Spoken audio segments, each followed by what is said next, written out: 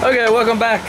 The body filler is now cured, so what I'll do is I just take a flat file,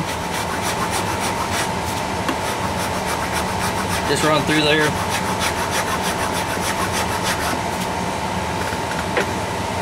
or just some 80 grit paper, whatever works better. A little tip that I didn't do that helps sometimes: if you have a before this stuff completely hardens, if you go through it, you can actually kind of pre-shape it. But I got busy doing something else and caused myself a little bit extra work.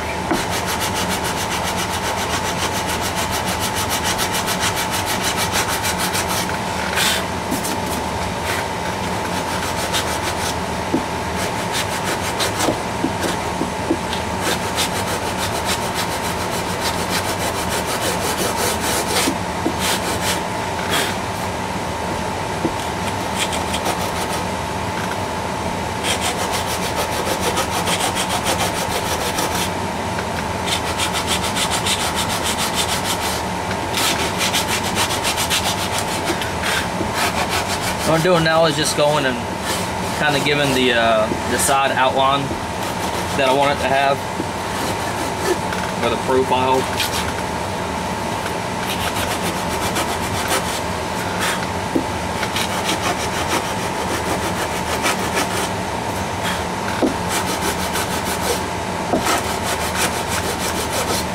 And also making sure that the profile here is the same width as the actual dump tube.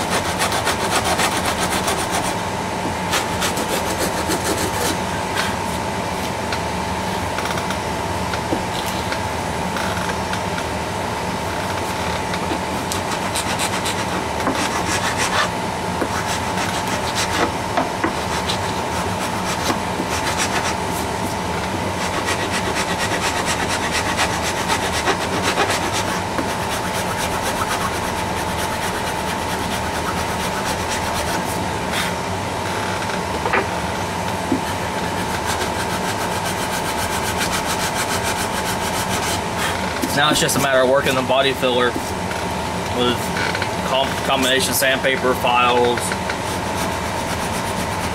whatever you've got to get the right shape.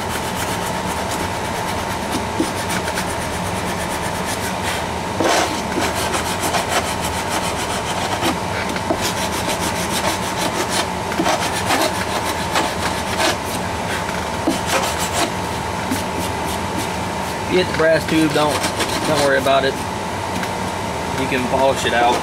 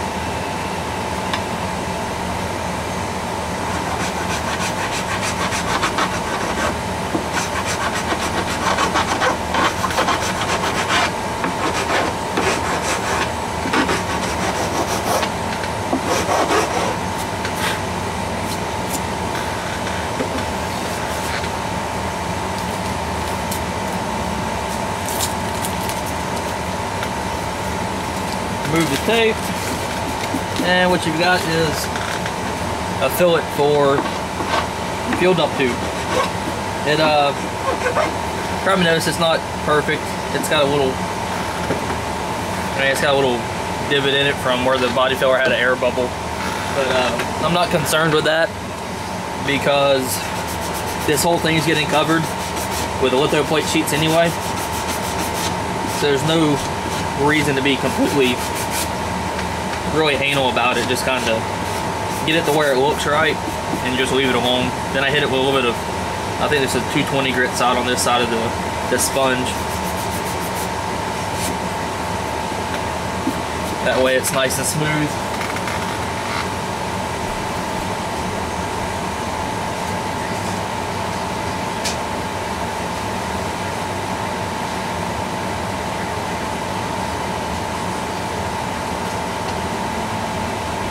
And then with our already annealed litho plate,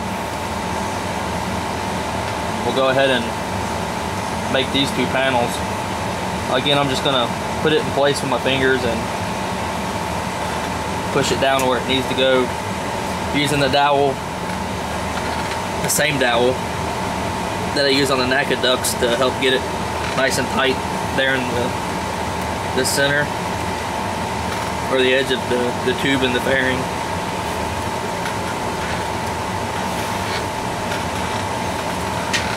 Oops.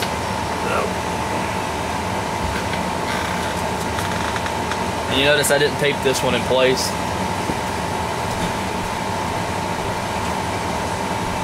It's a big enough piece and a simple enough transition where you don't really need to.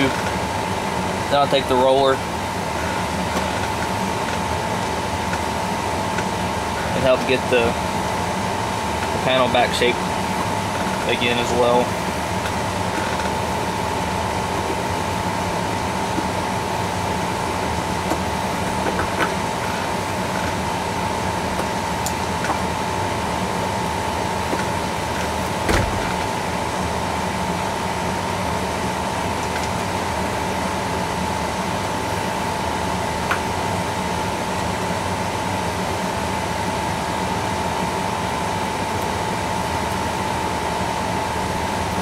And what you can do with these little sheets like this that are annealed and they're going up against another one is you can actually roll it and you can see where you need to cut it and actually imprint that cut line into the sheet.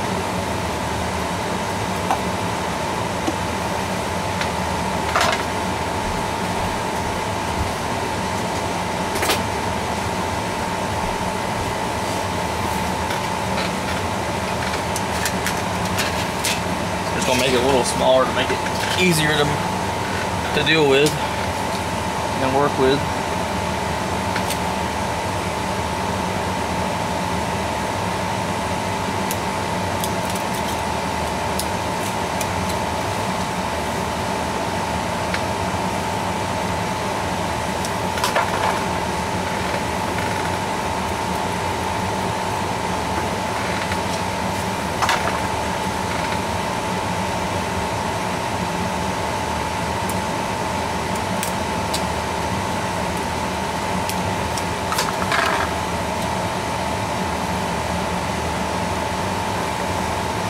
And this will actually get cut into two separate panels. You'll have one here and then one further towards the front.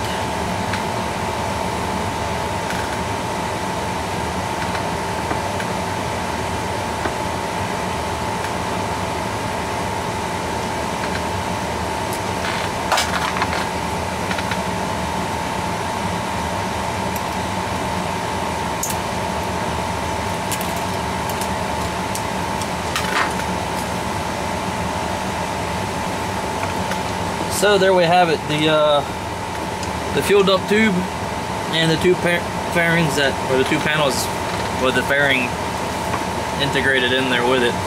You'll notice that the roughness of the fiberglass kind of put a little bit of a weave texture in the panel. You can just take this off and put it on something smooth.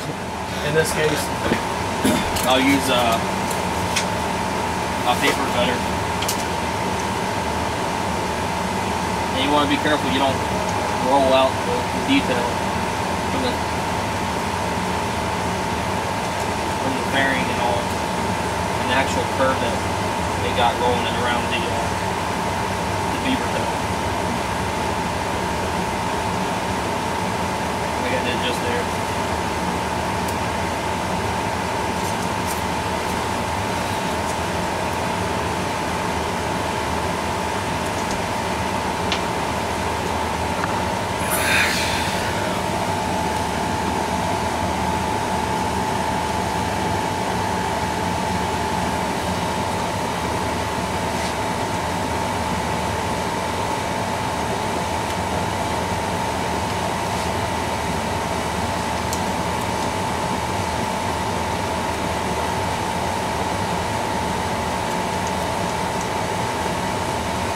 So there's that panel.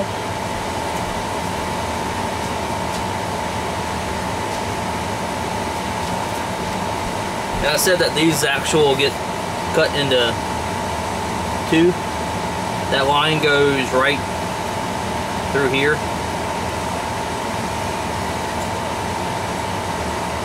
So I'll put the panel back in place and then draw a line right across.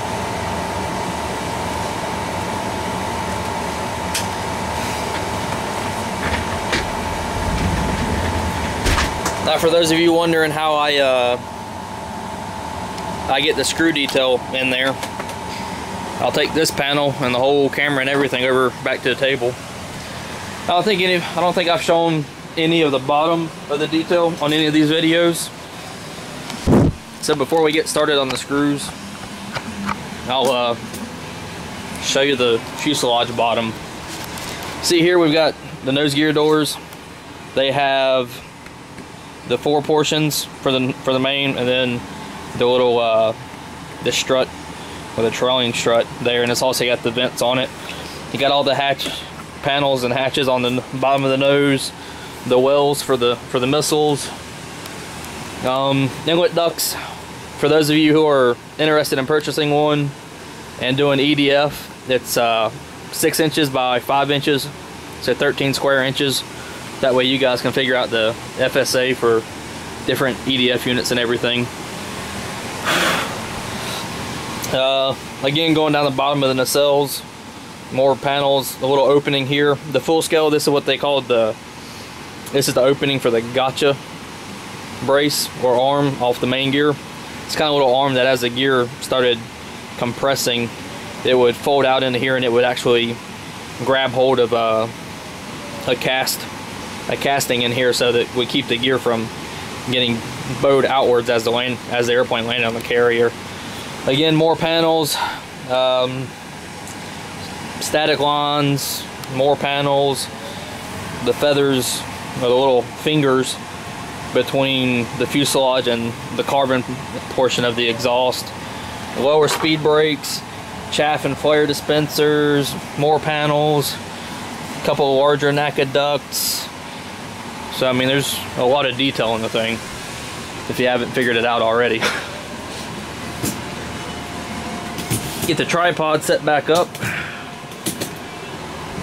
and I'll show you guys the process of getting screws and all into the panel.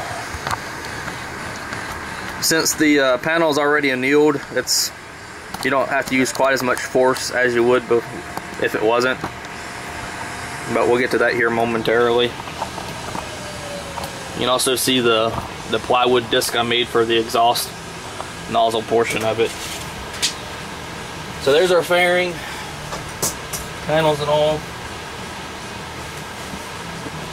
What I typically use is I have a piece of sand ply that I use for building the table that the F-14 is sitting on, and you can see it's got a whole bunch of little divots in it. These are actually for putting rivets and screws in other panels. This stuff works really well. It's a little soft in some areas and really hard in the others, so it's a little unpredictable. So once you find a spot or a piece that you know the characteristics of, hold on to it. For screws, what I did is I just took a regular jeweler screwdriver, and then I kind of flattened the Phillips head portion of it with a file or sandpaper or whatever, and then I just put a piece of brass tube over it, and that gives you like a Phillips head. This should be the right size. I've got so many of them, it's hard to keep up with them. Yep, here's the right one. And this one, you can see, is even smaller, and I've flattened the tip a lot more on that. It makes the plus more pronounced. So taking your little tool, a hammer, and then looking at more pictures, if I can find the bottom ones.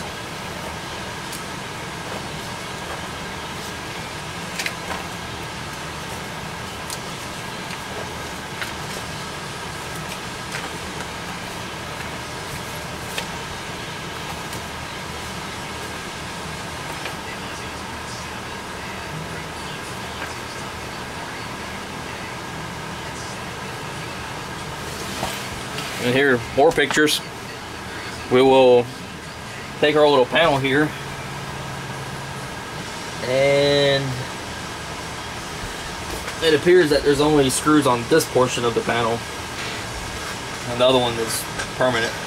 So we'll take our panel and we'll put it right here on the edge of the block. Make sure you guys can see this. Take your tool, put it right there, and just lightly tap it, and you'll see it actually picked it up. From the back side, see how well I'll just show you the front side. You can see the little bit of a dimple it created. Do the same for the other side. I twist the tool a little bit as you're doing each one. That way it actually, they vary between each other. And it just takes a light tap. Again, I've kind of learned the characteristics of this particular piece of wood.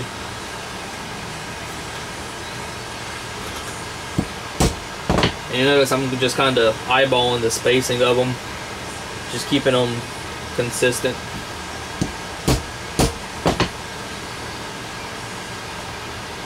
And again, since this has already been annealed, it just takes a light little tap. And since the screws are always a little different between what you can and can't see, some the paint flakes off of easier on the full scale than others due to prep work or whatever.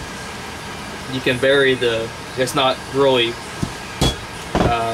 critical on how hard you hit, because they're all just slightly different.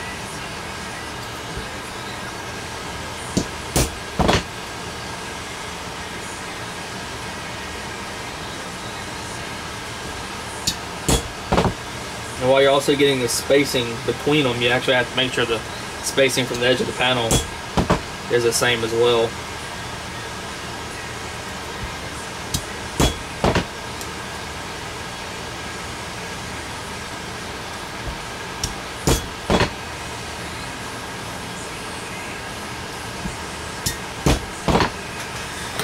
So here we have all of the screws are in there, and we've got a nice ruined fairing panel. No, I'm just kidding.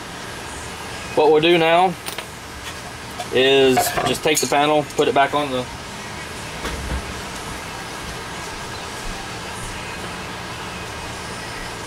just put it on something flat. It doesn't matter what it is, just as long as it's flat and smooth. If I can find my roller now. If it wasn't for my head being attached to my neck, I'd lose it all the time.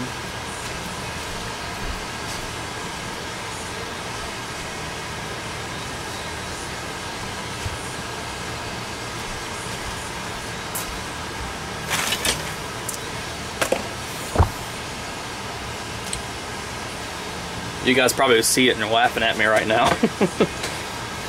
Well, I'll just use the old one. So I'm just going to take the roller and I'm going to roll all those screws right back out of it. And I'm going to do that on both sides. You're probably wondering why not do this first. You probably could, but you might put them in the wrong place after you shape the panel, and who knows where they'll be at then. So now, after you've rolled them all out, you can see they're nice and pronounced. That's the reason for rolling them out. It makes the back of the panel smooth again, and you can see, I mean, those are really noticeable, and they all look like they're little Phillips head screws like they should. So now with that done, you notice the panel is all out of shape again. So back down to the fairing we go, or to the dump tube. Push the panel back into place, and you just reshape the panel. It's kind of repetitive, I know. I've been doing it a lot, but it makes it look really authentic, and that's what we're going for in scale anyway. So there we go. The panel, it's almost back to its original shape before we stamped all the screws in there, but not quite. So for now, I'm going to stop this video where I'm at. I'm going to get this panel put on. I'm not going to bother boring you guys with and gals seeing me glue stuff back on, but once this is back on, once these two panels are on, I'm going to repeat the exact same thing for the one panel at the top, and that will conclude the beaver tail portion of the F-14 fuselage. And what I do is, since I've still got to do the frames on the nav and formation lights on the wings, when I get ready to do that, I will start another video and get you guys involved with that. So until that video, we'll see you next time.